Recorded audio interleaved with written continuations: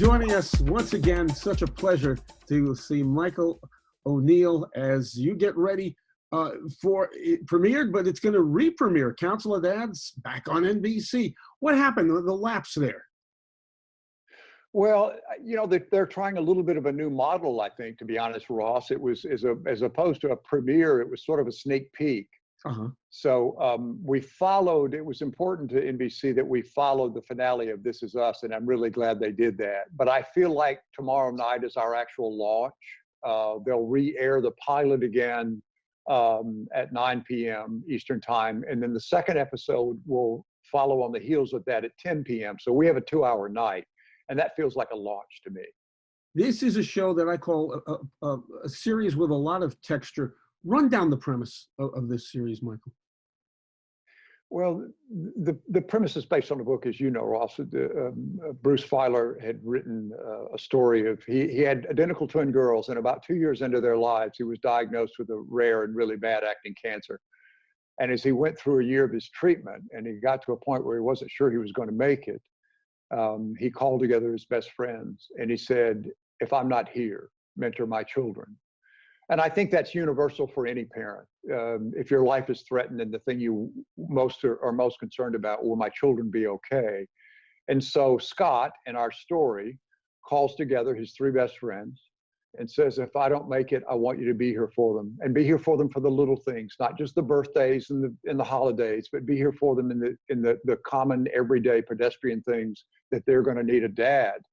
And so that's what we try to do, is show up for this family, because we lose Scott in our story. And his wife, Robin, has 5 wonderful, interesting, funny, intelligent kids, and they all have different needs, but they have needs. And that's what our dads are going to try to provide. So they come to you with a character named Larry Mills and pitch this idea, send you the script, and you look at it. What attracted you? It's one of the most honest things I'd seen written in a long time. I didn't have to make anything work, Ross. I just had to allow it to work.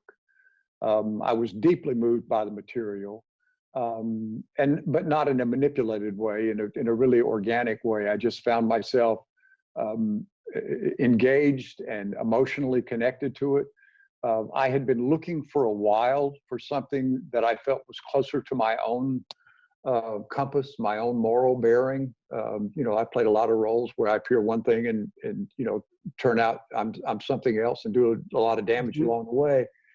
And I wanted very badly to put something into society that was both meaningful and life affirming, and more than anything, drew families together.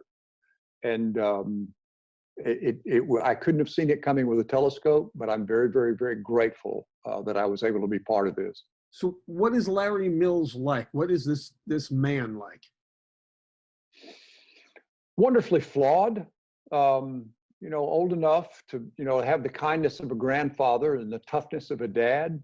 I would say his psychology is pretty tough love. But at the same time, he's trying, I think, to make repair in his life. He lost his first family to alcoholism, couldn't stop drinking. Scott, the father of these 5 kids, ended up sponsoring him at AA, and anyone who's been in the grip of alcohol knows how important it is to have a lifeline thrown to you. So I have a debt of gratitude that I want to pay to this man. So when he asked me to show up, I show up fully, really not knowing if I have the skill set to do what's necessary to be done. But I try to do the next right thing in a wonderfully flawed way, it turns out. Well, this series comes at an emotional time for all of us in our country and around the world. And by the way, we talked recently, but let me check back with you. How are you? How is the family? How are you doing as we wind our way through this COVID-19 crisis? Thanks for asking, Ross. I mean, I have all my daughters under one roof, which is important to me, so I can keep an eye on them. And the stimulus of that has been really, really good. They're all healthy. They're all engaged. 2 of the girls are still in college, so they're taking class online. I have a victory garden that I built that I'm in every day, so my hands are in the soil, and that literally grounds me and sort of And you know, in terms of the first part that you mentioned about the show, you know, none of us has a roadmap for this. Nobody's sure what the world is going to look like after this. And what I hope that we're going to inject into our community is some hope, in the sense that you can take a hard blow and still come through it, but we're going to have to do it together. And sometimes together means staying home. Sometimes together means, you know, being on the front line in the healthcare system. Sometimes it means, you know, being a grocery worker or somebody that's doing deliveries. We all have a part to play, but it's, you know, I just want them to, as a society, for us to know that there's hope. We're going to get through this. By the way, home for you is Birmingham. You're there now. I am in Birmingham. That's home. What is it like right now back home for you? Are they sheltering in place? Are your neighbors? What are you doing? Are you walking each day? How is it there in Alabama? Well, you know, we were a little bit slow to get on board. I was in California actually when this thing broke. One of my daughters was in college out there, and she picked me up in Los Angeles, and we literally drove across the country together, sort of living and eating out of the back of an SUV. And when we got here, you could see it beginning to get traction, people beginning to understand that what we were dealing with was in fact very, very serious. So the population is thinned out. You don't see as many people out. You see people, you know, really trying to honor social distancing now. You know, they're opening up the stores for the elderly an hour early, so we can go and do our shopping in a minimum of contact with people. It's quieter. One of the things that I hope that we take away from all this is that I've paid a great deal more attention to my family. You know, the amount of casual time and just watching how they do things and how they are and what they're up to. I've appreciated that part a lot. And this business for you, I mean, you've been an actor. Oh, my gosh, I would call you one of the greats, a journeyman actor. Many people will look at you and say, "Well, wait, West Wing. He's the Secret Service." You get identified with that role or those types of roles a lot, don't you? Yeah, and it's funny because that's a role I'm tremendously proud of. I've said of this role, it's my favorite role that I've been engaged in since Butterfield in the West Wing. Yeah, you know, I'm proud of the tag journeyman. You know, I've always said the actor's job is to show up. You know, show up prepared, but show up. And I've been fortunate in that I've been able to kind of show up for a long time. And I like the notion that, you know, that I'm a craftsman, and you know, I learned a lot of it the hard way by making all the mistakes, you know, that one can make as an actor. You've also been knee deep involved with the Screen Actors Guild and on the boards, and right now it's turmoil all the way around. In fact, Council of Dads premieres in one of the situations where certain series are running out of episodes. You guys are all set to go. What happens now? What if for Council of Dads, for instance, you will start running the episodes? When and how do you go back to producing more? You know, Ross, we're not sure.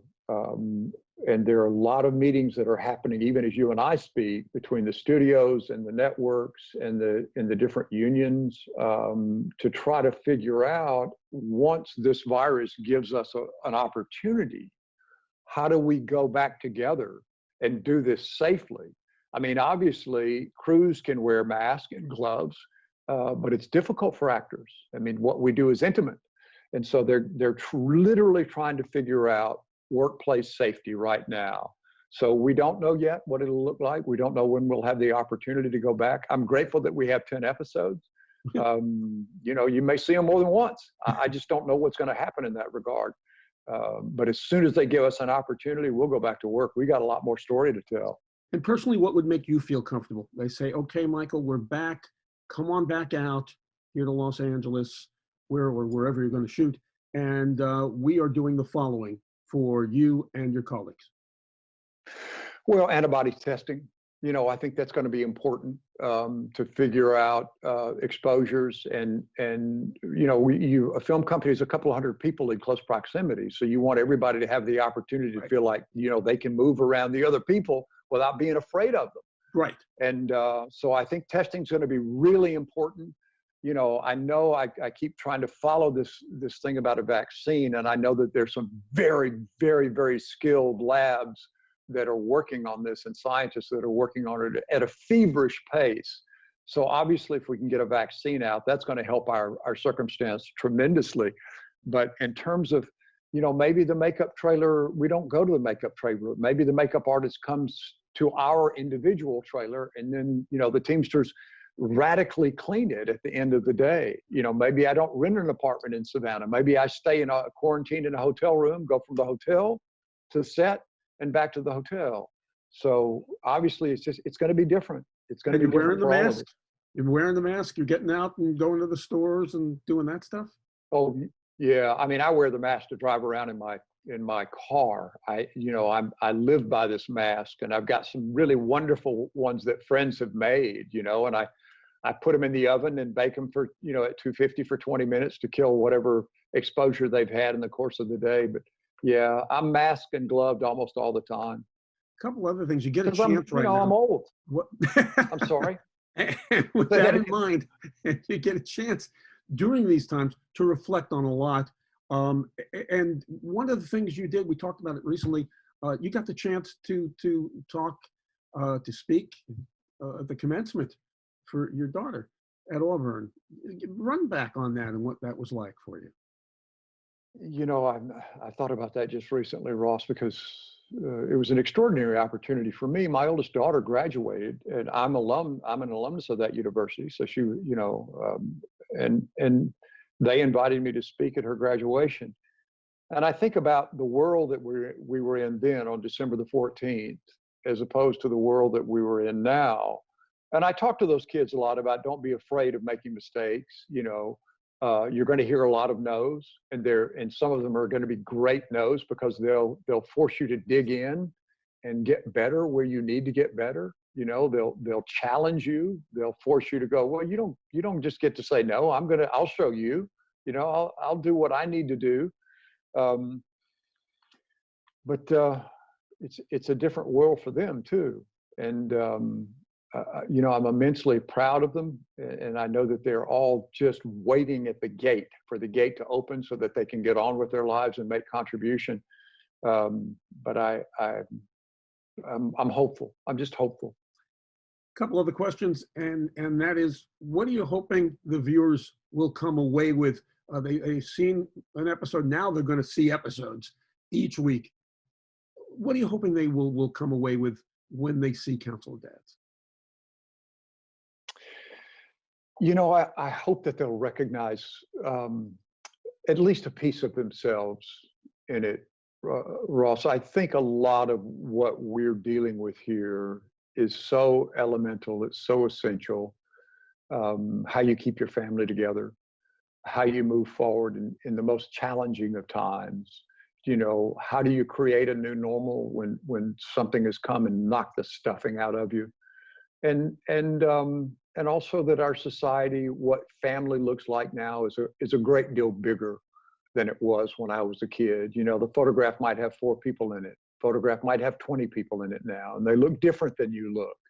And yet they love you in a way that we would call that family. So I hope that they can, pardon me, I hope that they take away something that they see in themselves, mm-hmm. they see in society. And I hope they take away some hope that we're going to get through this together. And with that in mind, within our business, finally, is there a different dimension to what we all do now within what I do, what you do in a series, the actors, the news people, our medium, broadcasting, film? Is it taking on a different tone, and what is that tone? Well, it's a huge question you just asked, Ross. And I think that we are a connectivity. For many people, we're the only information that they get. For many people, we're the only release that they get from the isolation of their lives. A lot of people are sheltered in place alone. And we've been at this for a minute now. So that's hard on mental health. And I hope the responsibility of our media is to reach out, it's to educate, It's to help keep people safe. It's to keep them informed and entertained and engaged in a way that it's always sort of been our mission. I just think that the stakes have been raised on it. Well, with that said, we are looking forward. Thursday nights, pardon me, Thursday nights on NBC, we'll see Council of Dads. And anything else we should know that you're coming up in? Anything? Any other? You never know with Michael O'Neill. You pop up on the screen. They never know when up to Jack Ryan. You just never know.